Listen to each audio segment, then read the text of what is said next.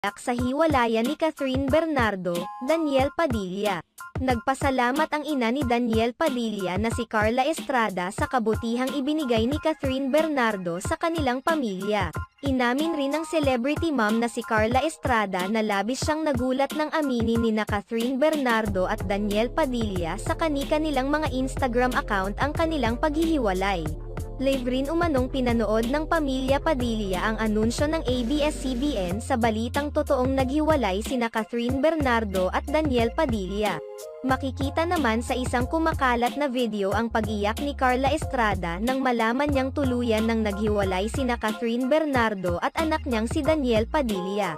Marami ang nalungkot at may mga napahagulhol pa sa iyak dahil nararamdaman din nila ang sakit sa nangyaring hiwalayan ng dalawa. Sa mga naglalabasan ngayong issue at baho ni Daniel Padilla, marami ang naawa kay Catherine Bernardo